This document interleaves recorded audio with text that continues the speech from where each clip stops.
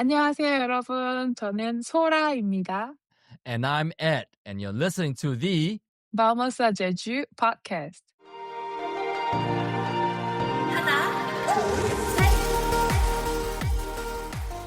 안녕하세요. Hello, everyone. Welcome to Gwaneumsa Jeju podcast. So today we're gonna talk about the mountain, the majestic volcanic mountain in Jeju Island, which is whose favorite mountain in the world. So say hello to everyone, Ed, please. Ed, please. So yeah, just as I've been waiting many episodes to talk about the Jeju Olay Trail, I have been waiting even more episodes to talk about Hallasan. It took us 20 episodes to get to talking about Hallasan because even though Hallasan is beautiful to look at and is so majestic and is so important for Jeju's geography and culture, the truth is not many people would want to come to Jeju to climb Hallasan. It is a very major commitment and it is quite a lot of effort. And honestly, when I was climbing Hallasan, most of the people that I saw climbing were Koreans. There were obviously tourists as well, but most of them were Koreans. Has that been your experience as well, Sora? It takes like one full day, so of course it's hard to like put one full day for tourists because usually they come here for like just 3 or 4 days, and then one day only for hiking. I think if you are not a hiker, maybe people would not do that. But for mainland Korean, they come to Jeju to hike. And of course, there's a lot. I just look it up, and then it says like annually 900,000 people climb Hallasan Mountain. So every day is like around like 2,000, 3,000 people is going there. And then for visitors, like for foreigners, it's hard. But I've seen some foreigners during my hiking on Hallasan. So I guess for today's episode, we are going to help our audience get a sense of how it might be like to climb Hallasan. We realize that today's episode may not be for everybody, especially the actual summit. And so the good news is there are actually two options, and both options have 2 trails each. The main option that most people talk about when they say we're going to climb Hallasan is the summit trails, and there are 2 trails that lead to the summit.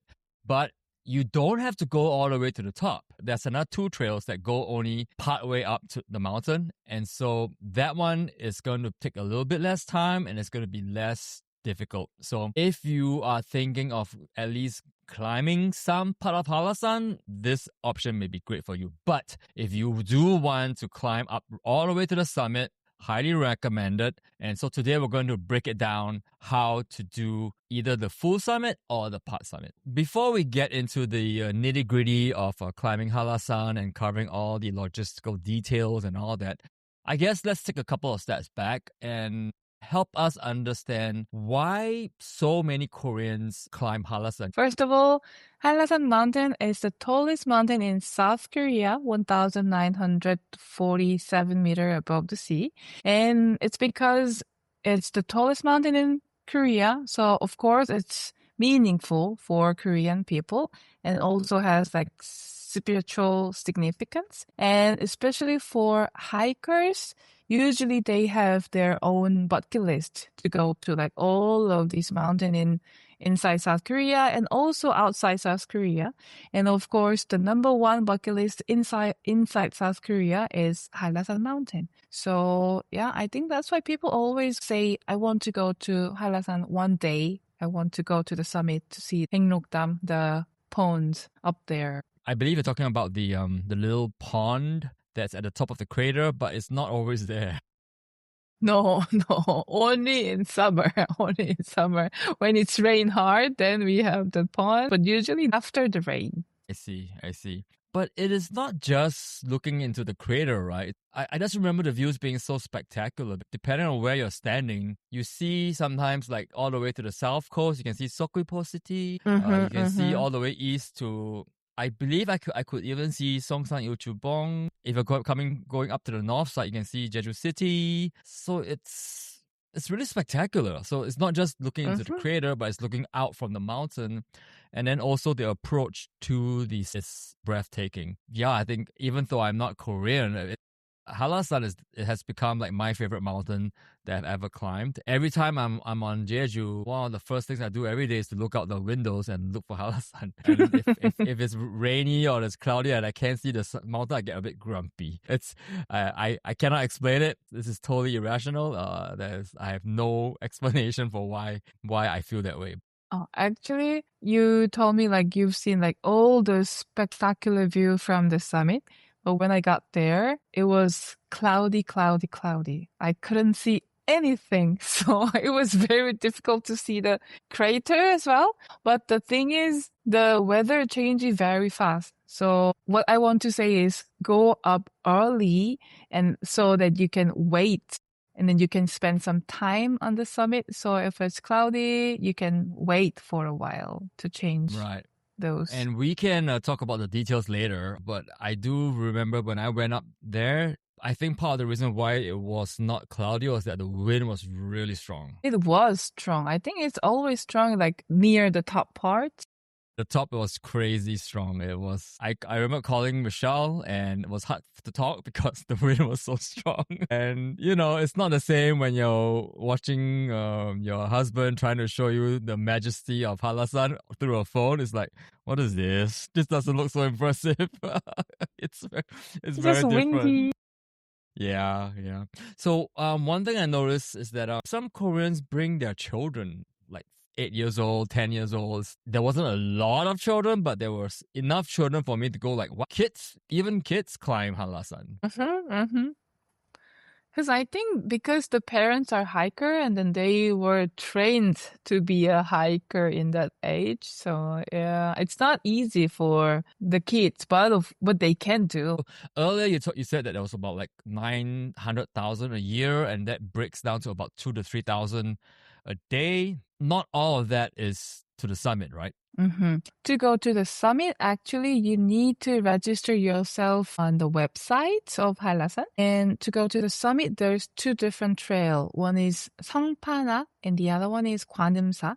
And for the Seongpanak, like every day, only 1,000 people can register and go inside. And then Gwaneumsa, the other one is 500 people maximum every day. You can start making reservation from the first day of the month for the next month. So if you want to go on February, you need to book it on January 1st. It's very popular. So people wait for it to make a reservation, like a concert ticket. So sometimes even if you want to go to Hallasan, you can't get in because it's hard to book a registration. Right. But that is, when you say people want it, that's not, it's Koreans. Koreans will wait on the first day of the earliest possible day and then to reserve. But for the rest of us people, like rest of us visitors, I guess our advantage, Sora, is that we can look for the off-peak times because most Koreans will try to go on a weekend, like they fly out from Seoul or Busan and then they do the climb and they go back home again. So our advantage is to try and find a weekday. And yeah, I think that might work. And so you mentioned earlier Gwaneumsa, which is on the northern edge of the Hallasan National Park. And then you also mentioned Seongpanak, which is on the eastern edge of the national park. Could you talk us through what are the differences between these two trails that go to the summit? So Gwaneumsa and Seongpanak both are going to the summit.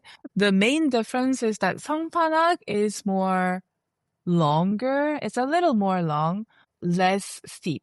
But Gwaneumsa is shorter, a little more steep, and a lot more stairways. So it's up to you. So for my recommendation, what I do is I go up from Gwaneumsa, more steep one. And then when I come down with Seongpanak because I don't want to go down with like too many stairways. I did the opposite.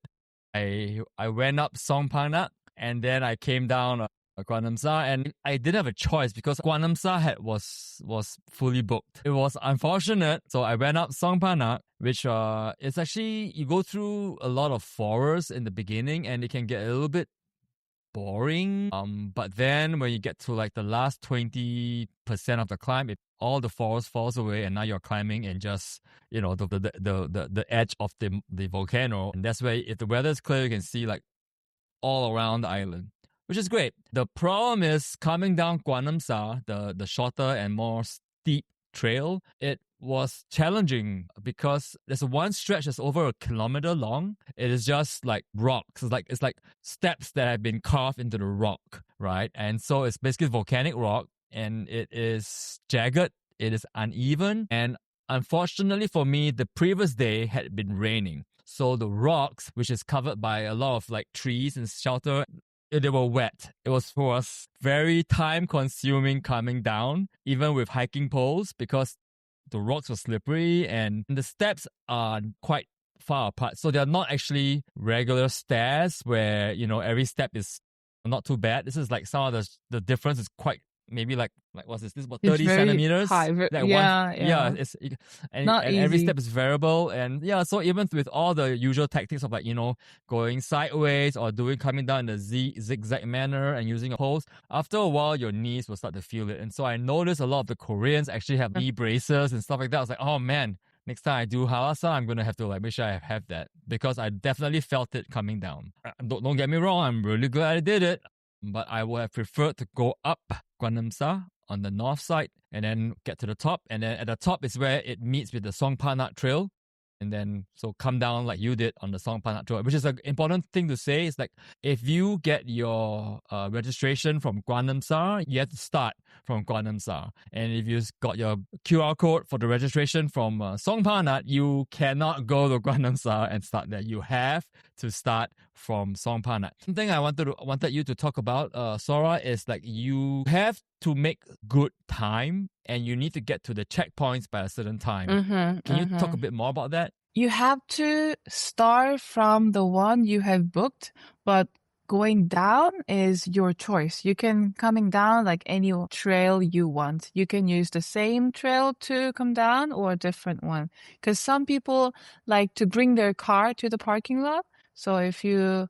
have a car in the parking lot, you can just come down to the same way. And also like for the time planning, there is a certain point that you have to pass before a certain time, because there's no campsite in the mountain. So you have to finish the trail on the same day. You can't sleep there. So from the top, usually the time can be changed, but usually like in summer, it's like around 2 p.m. and in winter, it's around 1 p.m. That's the maximum.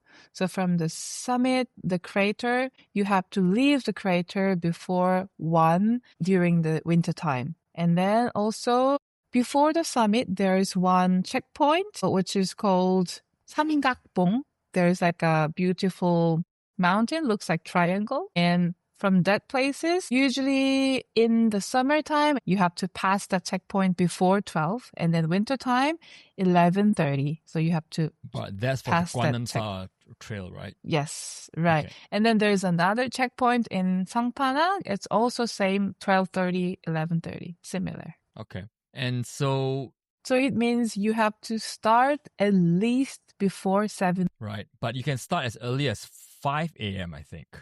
Yes. Yeah. I started climbing around 7:30, which is a bit late, I think. It's really late. Yeah, but I made really good time. Like I was up before 11. I was fast. You're running. Coming down, You're I was running? very slow. I took more time to come down. This is the first, like, of all the mountains I've climbed, this is the first time that I took more time to come down than to go up. It was crazy. Like, Seongpanak is actually very easy to, is it very easy to climb? It's, the forest parts are actually very easy. Easier, yeah. It's easier than the Gwaneumsa. And because going up, even though the ground is wet, is not so dangerous, right? Whereas coming down, I had to slow down because of the wet rocks. And Seongpanak didn't have as many rocks, It's like stairs and it's like a forest walk. Gwaneumsa was like rocky and wet, so I had to take a long time to come down. So I want to talk about something that is very, as a foreigner, I found very interesting, because Koreans do this whole big thing about making ramyeon at the checkpoints. So where the place where they check your QR code, There's like a rest area. That's toilet facilities, and you can rest there a little bit. But a lot of people will bring up hot water in a flask, a thermos flask, and they'll make ramyeon there. What Of is course, this that's fascination with making It's like a bucket list of a bucket list, right? Like you have to do no, this when you go to Hallasan. it's just like a typical meal for hiking. I don't know why, but we like to do that. So like when we go to hiking, we always prepare some cup noodle and hot water in thermo and kimbap. Okay. I understand the kimbap. I did that too. Uh-huh. Uh-huh. The ramyeon though, like boiling point is different. So like when you try to Right. make the noodles, it's different. It doesn't taste as That's good. the point. That's the point. You just What's the point? I'm sorry. experience. I'm missing. What's the point again? I don't know. Cooked, not fully cooked ramen is I don't know, is the beauty of the meal there. I don't know. Yeah, but it's like typical stuff. But in the winter, like if it's cold, it's really good to have like hot soup. Like we like to have hot soup. So like for Korean meal, we always need one soup with a dish with the rice. So we always need the soup. I think that's why people bring hot water and then make soup by themselves, like for ramen. But then I saw these signs that say like only put half the amount of water and half the amount of the seasoning. I think there was a major issue of like people trying to dispose of their leftover soups, the broth, I think so. and Yeah, it became a environmental issue on the mountain I think itself. so. Right, It right. was all in the signs were all in Korean, so I was trying to like read it slowly, and I was like, but I think I understood to be like use half the seasoning and half the water and don't waste. Mm-hmm. So yeah, I understand having noodles on like Jeju or Lei Trail or something because it's on at sea level usually, but up on South Korea's tallest mountain is like, the noodles will never be cooked near enough to be yummy. It'll Yeah. be a bit weird. No, have you Right. done that too? Of course, I always do that. We always do that. Okay, I am okay, Korean. all right. Yeah, and one more thing, like for those two trail, there's no stores. There's no Mm. small shops, no convenience stores, so you need to bring everything you need before you start the hiking. So is the water from the faucets in the Uh-huh. bathrooms, in the rest areas, is the water potable? Is it safe to drink? I don't think so. It's better not to drink from the bathroom, of course. No, just bring enough water. Yeah, I think that's better. I mean, if it says like drinkable, but I don't think there is one faucet with like drinkable water. Okay, but water is very heavy. Yeah, that's true. Okay, so I guess that's the logistics of climbing up the two trails that go to the top, to the summit. To recap, it is Gwaneumsa on the northern edge of the Hallasan National Park and Seongpanak on the eastern edge of the national park. And you mentioned earlier, Sora, that while you have to start climbing from the trailhead that you registered from, you are free to come down from either trail once you're at the summit. And so you said that some people will come back to the same parking lot because that's where the car is. But you could also just take a taxi or a bus back to your car if you choose to come down the other route, right? Of course. Yeah, of course. And for the bus, I think you know better than me. Yeah. The from Gwaneumsa, there's not many buses. It's like one every hour. So if you're coming down like me and you're slower than you expected, and then I was like, oh, my bus is at 4:15 p.m. and like at 4:10, I'm like still half an hour away. I'm like, I do it. Oh. So I had to wait for the next bus an hour and 10 minutes later. It was okay. It's not a big deal, but I just had to go slow after a while. Like my knees were really hurting. And it was a little bit. I'm not sure if I should say this because like I like to maintain like a tough guy image, but fine, I'll say it. So coming down, like my right knee was like in so much pain that like people were passing me, even old people were passing me, and I will be pretending to check my phone for the map or pretend to take a photo because it's so embarrassing. Everyone, No. little kids are passing me, old people are passing me, everyone is passing me. It's like, oh, I felt so humiliated. It's like, oh My gosh, I got my ass kicked by Hallasan coming down this thing. It's like, oh, wow. That was like, oh, they all have like knee braces. Man, I really needed knee braces on that trip. Yeah, it was a good thing there was no one I knew who saw me. It would have been very embarrassing.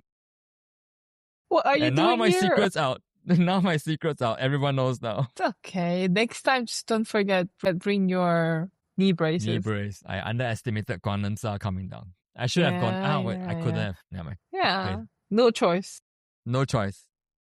But speaking of no choice, like if I hadn't been able to have gotten like any registration QR code from either Gwaneumsa or Seongpanak, then what do I do? There is another trail. And actually, you don't need reservation for those two trail, which is called Eorimok and Yeongsil. And I went up this two trail with my mom. So because it's shorter and you can still see like beautiful views around it. Because these two trail is not gonna go to the summit, but it's gonna go to like Seorim, another small mountain, and also you can see the wall of crater Baeknokdam as well, and it is also beautiful. So if you have like less time, those two trail you can do in like 4 or 5 hours, so like half day. And it's the same situation as the summit trails. Like one is longer but less steep. Another one is shorter but more steep. And then they both meet at the Seorim. And so you can Uh-huh. choose to go up one or come down the other one. Same dynamic. You can pick and choose, correct? Right, right. So Eorimok is a little longer, but has like many wooden deck, so it's easy to walk. But the other one, Yeongsil, is shorter but steeper and more stairways like Gwaneumsa, like very high Steps. steps. Yeah, and it's uneven. So if you don't want to take too much risk, Eorimok is better. Because when I went there with my mom, we took Eorimok to go up and then to go down as well. And it was Okay. beautiful. Right. And one more thing, for Yeongsil, it's beautiful. You can see like 500 rocks there. But in the parking lot, there's not many parking spaces right in front of the trail. If there's no parking, you have to walk like 30 minutes more. And because I've not done this before, I have to ask you, is there a bus that connects both trailheads? There is actually a bus. It's not a shuttle between those Eorimok and Yeongsil to different trail, but there is a normal bus. It starts from the bus terminal from the Jeju city, and it's gonna go to Eorimok, the first trail, and then it will go to the next trail, Yeongsil as well. But there is a bus, only one bus per hour, once an hour. So Right. you need to check the timetable before you planning. So the bus goes from Jeju City to Eorimok to Yeongsil and then to Jungmun, which is near Seogwipo City. Then it turns around again and hits back up. And so you have buses going both ways. The bus does not actually stop right in front of the trailhead at Yeongsil and Eorimok. It actually drops you about a 30-minute walk away. So you need to plan for that if you're going to take the bus. Okay, great. Mm-hmm. And that's bus number 240. Yes, And that would be a 240. blue Yes. bus then. Wow.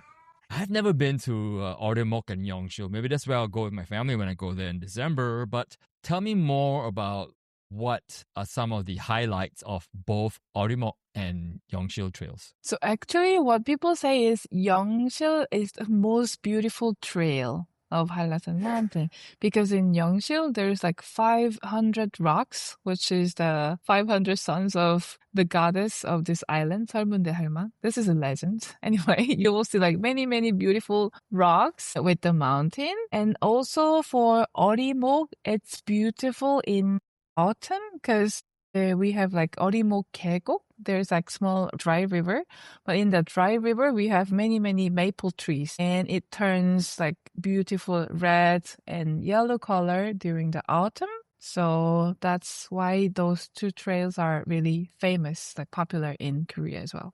Right. So Yeongsil is well known for its autumn foliage, and Eorimok is well known for its 500 Sons of the Goddess. But the scenery with all of these rocks are beautiful. In a previous episode, we talked about how in the winter, if you want to climb Hallasan, we need to have like crampons and hiking poles. And we talk about how in the summer to bring more water and maybe some electrolytes because number one, the water, we don't know if it's potable or not, but let's just be safe and not drink it. And plus, there's no convenience store anywhere in the national park, so you should bring everything your own.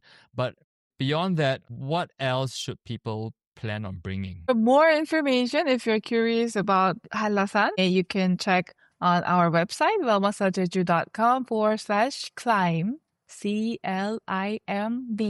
Yeah, on that article, you'll also see some tips on how to train if you're not used to climbing mountains. Hallasan, how do I say this? Like Hallasan is challenging, but not too difficult. And even though I had a hard time climbing down, that's because of the wet rocks and I didn't have a knee brace to support that. Plus, I'm more than 50 years old, so I'm getting up there. But if you're younger than me and you're not used to climbing, there's some exercises that you can do to get your cardio up and also get your knees ready for that kind of exercise. And so we list some things that you can consider doing before climbing Hallasan.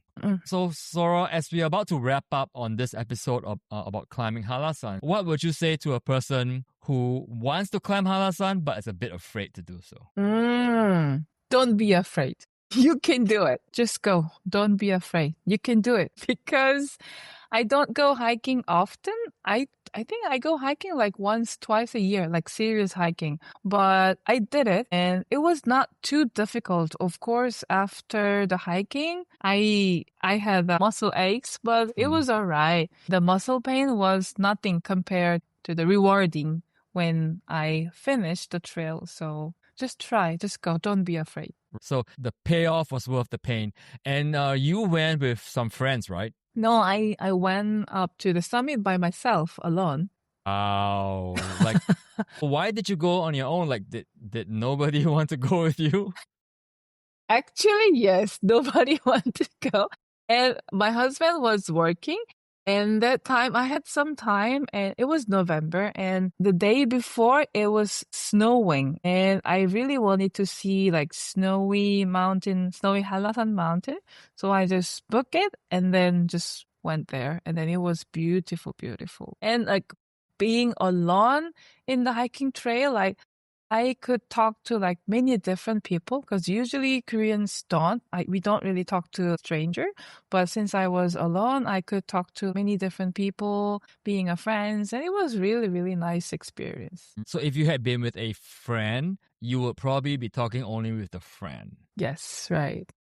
But I have noticed that Koreans are more open to talking when we are all doing something difficult together. So it could be Hallasan, or it could be one of the Olay trails. You know what I'm saying? Like, because we're doing something difficult together, something that we share. And so in those situations, Koreans are actually okay to having a conversation. Right. Because usually Koreans, we don't do like small talk. We don't talk in the bus stop. We don't talk in the subway station. But like, especially for hiking, we talk each other a lot. Like, how far is it? Or how long should we go more? And then like fighting, like this kind of stuff. Like I've offered like, you know, little snacks and stuff to other people. And then they offer me something else. It's quite unusual. When you're on the Jeju Olay Trail or Hallasan, it's like it's almost like we leave the city behind and we also leave some of the rules of that Koreans behave behind too, and they become more friendly. Right. People are more yeah, I think. Yeah. People are more. So, wow, I did not know that you climbed Hallasan on your own. So, that's pretty gutsy. But I guess it also helps that Korea is so safe. Right. Like being a girl alone can go to the mountain summit, like full day alone, no problem at all. If you would like to find out more about Hallasan, we've got an article prepared. You can get that at vamosarjeju.com/climb. That's VAMOSA jeju.com/climb. And speaking of Hallasan, you can actually find details of climbing Hallasan as well with our trip planner app. The trip planner app will help you figure out where the starting point is for all the trailheads. So that's the summit trails, which is Gwaneumsa and Seongpanak. And then it will also help you find the starting points for the Yeongsil and the Eorimok trailheads. So to access the trip planner, just go to vamosarjeju.com/trip. That's VAMOSAJEJU.com/trip. One more thing, did you know it's very easy to share our show with your friends on Apple Podcasts? Just tap on the horizontal three dots on the top right corner and tap on share show icon. And on Spotify, you can also find those three horizontal dots near the top right under our show art, and you will see the share icon. And if you're listening on YouTube, you can also share this episode to your friends. You know, you can press the share button and then copy the link and then send it to your friends. And even though Hallasan sounds very intimidating, we really hope you give it a try. And with that, all that's left for us to say is 안녕. 안녕.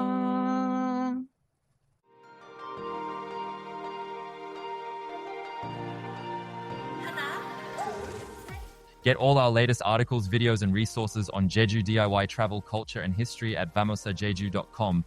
That's VAMOSAJEJU.com. If you would like to get updates about Jeju or even Korea sent straight to your email, sign up for our dispatches at vamosarjeju.com/update. And finally, the best way for a new podcast like this to grow is organically. So if you found this episode helpful, please share us with a friend. And who knows, maybe you'll Vamos a Jeju together this year. The Vamos or Jeju podcast is part of the Passport Optional Network.